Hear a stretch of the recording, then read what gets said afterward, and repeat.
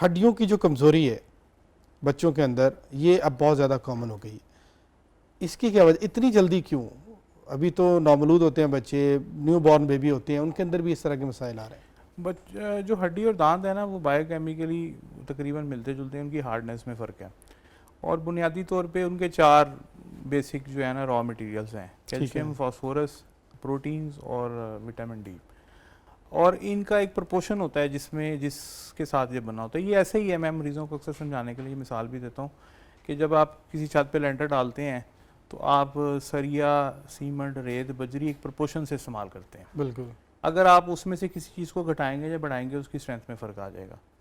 इसी तरह जब बच्चे की हड्डी और बड़े की हड्डी में फ़र्क ये है कि बच्चे की हड्डी भी बन रही है, 18 साल की उम्र तक उस हड्डी ने अपने मुकम्मल पोटेंशियल पे आना है, तो उस बच्चे को ना कैल्शियम की रिक्वायरमेंट बहुत ज़्यादा होती है। और कैल्शियम की जो बुनियादी सोर्स है वो दूध है। अब यहाँ पे थोड़ा सा गलती लोग ये कर रहे हैं, दूध भी तो 2 नंबर ही है ना सर वही मैं अर्ज़ करने लगा कि लोग जो गलती कर रहे होते हैं वो यही होती है कि माँ का दूध जो है ना, किसी भी जानवर के बुनियादी तौर पे जो दूध है ना, वो उस जानवर की हड्डी और उस जानवर के दांतों की ग्रोथ के लिए ऑप्टिमल अल्लाह ने डिज़ाइन किया हुआ है। बिल्कुल ऐसे ही। तो बच्चे की ग्रोथ, ऑप्टिमल ग्रोथ के लिए उसकी माँ का दूध उसके लिए डिज़ाइन सबसे ज़्यादा ज़रूरी और ताकतवर है, वो उसके मुताबिक डिज़ाइंड है। और अगर कोई किसी वजह से माँ अपना दूध नहीं दे पाती तो दूसरा जो अल्टरनेटिव है वो फार्मूला फीड्स हैं। फार्मूला फीड्स जिन्हें आप कहते हैं जब्बे का दूध कहते हैं, हम उसको सजेस्ट नहीं करते, मगर कुछ ऐसी सिचुएशन जैसे खुदा ना से किसी जब कोई और रास्ता ना बचे, कोई और रास्ता ना हो और कोई मेडिकल रीजंस हो या माँ गुजर जाए, मौजूद ही ना हो, उस सूरत में आप बच्चे को बजाय इसके कि खुला दूध दें, आप फार्मूला फूड दें, कम से कम 1 साल की उम्र तक। साल से पहले खुला दूध इस्तेमाल करना बच्चे की हड्डियों के लिए नुकसानदेह है, जो कि बड़ा करना ही नहीं चाहिए। जी करना ही नहीं चाहिए। लेकिन अब तो एक फैशन के तौर पर भी होता है कि बच्चे को पहले दिन से फार्मूला दूध देना शुरू कर देते हैं। जी, वो जाहिर है उसमें कुछ कह लें कि कंपनीज का भी अमल दखल होता है चीज़ों के अंदर, वो तो डेफिनेटली है। फिर उसके अलावा ये कि ज़ाहिर है इश्तिहारबाजी अब तो काफ़ी हद तक कंट्रोल होगी, मगर कल किसी ज़माने में इश्तिहारबाजी जब होती थी तो बड़ा सेहतमंद गोलमोल बच्चा दिखाया जाता था, तो वो पेरेंट्स जो रहते थे बड़ा इंस्पायर होते थे कि शायद ये वो चीज़ है जो हम अपने बच्चे को उसको फॉलो करना शुरू कर जी उसको फॉलो करना शुरू कर देते थे। तो लेकिन ये कि दुनिया भर में रेगुलेशंस के तहत अक्सर दूध बनाने वाली कंपनियां तो एडवर्टाइज ही नहीं कर सकती, तो पाकिस्तान में भी किसी हद तक इम्प्लीमेंटेड है, मगर यहाँ पे ये कि थोड़ा सा आप कह लें ख़वातीन में सहल पसंदी का एलिमेंट भी है। कुछ ख़वातीन समझती हैं उनकी जिस्मानी साख्त मुतासर हो जाएगी, हालांकि अगर आप दूध पिलाए माँ अपना तो छाती के सरतान से बचने की बहुत अच्छी रिसर्च, जो कि अब आप पाकिस्तान के अंदर देखें तो इसके केसेस बहुत ज़्यादा बढ़ गए हैं छाती के सरतान के। अब तो हर अस्पताल के अंदर तकरीबन इसके अलग अलग सेंटर कायम करना शुरू हो गए क्योंकि इनकी रेशो बहुत ज़्यादा बढ़ गई। वो रेशो इसीलिए ज़्यादा बढ़ गई है ना कि ख़वातीन दूध पिलाने से परहेज़ कर रही हैं, तो वो अगर पिलाएं तो वो उससे बड़ी हद तक महफूज रहती हैं। तो मेन चीज़ ये है कि माँ बच्चे को अपना दूध पिलाए, उससे बेहतर कोई चीज़ बच्चे के लिए नहीं है। लेकिन गाय भैंस के मेन सोर्स है ये कैल्शियम का तो मेन सोर्स है, लेकिन माँ के दूध में कैल्शियम कितना है इसका ताल्लुक इस चीज़ से भी है ना कि माँ में कैल्शियम कितना है, क्योंकि अगर माँ में ही कैल्शियम की कमी है या विटामिन डी की कमी है तो ज़ाहिर है उसके दूध में भी ये चीज़ें कम होंगी।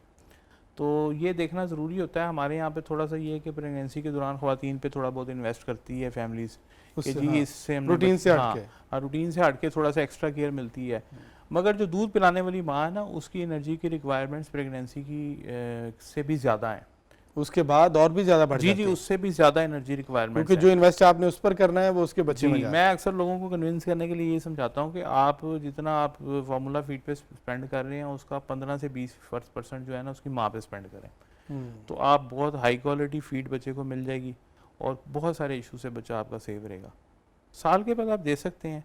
दूसरी एक बहुत बड़ी वजह यह है कि चूँकि हम एक गर्म इलाके से ताल्लुक़ रखते हैं तो गर्मी से बचने के चक्कर में हम लोग धूप से भी बचे होते हैं। ऐसे तो वो जो धूप है ना हमारे जिस्म को, हमारा आप समझ लें जिस तरह सोलर पैनल्स बिजली बनाते हैं, इसी तरीके से हमारा जो जिल्द है अल्लाह ताला ने उसमें निज़ाम रखा हुआ है विटामिन डी पैदा करने का। विटामिन डी, लेकिन उसके लिए ज़रूरी है कि हम 2 जैसे सन बाथ वगैरह जी ममालिक में लेते हैं। हाँ बिल्कुल, वो इसी पॉइंट ऑफ व्यू से लेते हैं। 2 घंटे अगर आप सनलाइट में गुजारें तो आपके जिस्म का विटामिन डी पूरा हो जाता है। तो लेकिन वो हमारे यहाँ पे बच्चे तो 2 मिनट नहीं गुजारते। हाँ बच्चे हमारे और जो फैमिलीज़ हैं और वो अक्सर धूप को अवॉइड करते हैं, तो इस वजह से हमारे पाकिस्तान में बच्चों में तकरीबन 80% प्लस पॉपुलेशन जो है विटामिन डी की कमी का शिकार है। तो अगर एक न्यूबॉर्न पैदा होता है तो हम बच्चों के डॉक्टर उसको शायद कोई भी दवाई ना दें अगर वो ठीक है, लेकिन हम उसको विटामिन डी जरूर देते हैं, क्योंकि हम ये अज्यूम करते हैं इंजेक्शन का कोर्स है वो लगना शुरू हो जाता है, इंजेक्शन भी और ड्रॉप्स फॉर्म में भी आते हैं, ड्रॉप्स लगना शुरू हो जाते हैं। तो वो ये इसलिए दिए जाते हैं कि बच्चों में कमी बहुत ज़्यादा है यहाँ पर विटामिन डी की। हमारा जो लाइफस्टाइल टोटल चेंज हो गया, उसने हमारी ज़िंदगियों पर, हमारे आने वाले जो नस्लें हैं उनकी ज़िंदगियों पर बहुत ज़्यादा असर डाल जी दिया। बिल्कुल ऐसे। तो इस लाइफस्टाइल को चेंज करने की ज़रूरत है। हम कह तो देते हैं लेकिन कर नहीं सकते, क्योंकि अब ये ख़राब इतना ज़्यादा हो गया और लोग एडजस्ट उसके साथ इस तरह हो गए हैं कि अब उससे बाहर निकलना, उस रूटीन से हट के कुछ करना, वो वैसे ही बड़ा अजीब सा लगता सर आप सोशल एनिमल है ना, आप अलहदा लोगों से ज़िंदगी नहीं गुजार सकते, नहीं गुजार सकते। आपने लोगों के तहत, जैसे एक स्कूल का अगर एक टाइम तय है तो आप ये तो नहीं कर सकते कि मेरे स्कूल का टाइम अलग होना चाहिए, आपको उसको फॉलो करना पड़ेगा। ये दफ्तरी को आदत करते हैं तो आपने उसी को फॉलो करना पड़ेगा। तो इंसान बज़ाहिर ये चीज़ें वो हैं जिनमें जो है ना overall as a Mashra change करे तो फिर ये चीज़ें बेहतर हो सकती हैं। ठीक है आदिल भाई, ये ब्लड की जो मुख्तलिफ बीमारियाँ हैं, ये न्यू बॉर्न बेबी हैं उनके अंदर बहुत ज़्यादा आ जाती हैं। अब तो ब्लड कैंसर जो है वो भी डायग्नोस होना शुरू हो गया। इसकी क्या वजह है? ब्लड की जो बीमारियाँ हैं, ये ब्लड ये भी उसी से रिलेट करता है, जेनेटिक है या वालिदैन की वो सारी चीज़ें उसमें आती हैं? इसकी क्या बेसिक वजह है? ब्लड की जो सबसे कॉमन बीमारी हम बच्चों में फेस करते हैं ना जी, वो तकरीबन इसी रेशो में है, 70-80% बच्चों में है, और उसका ताल्लुक आपकी फाइनेंसिस से भी नहीं है। मैं ये नहीं कहूँगा कि मैंने अमीर बच्चों में या गरीब बच्चों में कोई फ़र्क देखा हो। ठीक है। हमारे यहाँ पे थोड़ा सा ना, चूँकि अगर हम अपने एंसिस्टर्स की बात करें तो वो ज़्यादातर हमारे एंसिस्टर्स या हिंदू रहे होंगे या सिख रहे होंगे पाकिस्तान बनने से पहले, आज से 4-5 जनरेशन पहले। ठीक है। तो आप उन माशरों के अंदर आपने देखा है थोड़ा सा ना दूध की सैंक्टिटी ज़्यादा है, वो दूध को रिलीजियसली भी एक मतलब एक उसको ज़्यादा वैल्यू करते हैं। उस वजह से हमारे लोगों के अंदर भी ना दूध को बहुत ओवर वैल्यू किया जाता है कि जी बच्चे को हम ग्रोथ नहीं हो रही हमसे, अक्सर 2-2 साल 3-3 साल के बच्चे को हम 2-2 3-3 लीटर दूध पिला रहे होंगे। ऐसे ही हालांकि दूध की क्वांटिटीज़ बड़ी लिखी पड़ी क्वांटिटीज़ हैं। 6 महीने की उम्र तक आपने बच्चे को दूध देना है, उसके बाद आपने बच्चे को खुराक देनी है, और साल के बाद आपने दूध को कम करके आधे किलो पे ले आना है, और यही मकदार जो 3 साल पे 1 पाव पे रह जाती है, और उसके बाद आपकी हमारी उम्र तक 1 पाव की मकदार है। मगर हमारे यहाँ पर वो बच्चे जो हैं वो 2-2 3-3 साल की उम्र तक जो हैं वो 2-2 किलो दूध पी रहे होते हैं। उसका सबसे बड़ा नुकसान ये होता है कि वो खुराक नहीं लेते, उनकी ग्रोथ नहीं होती।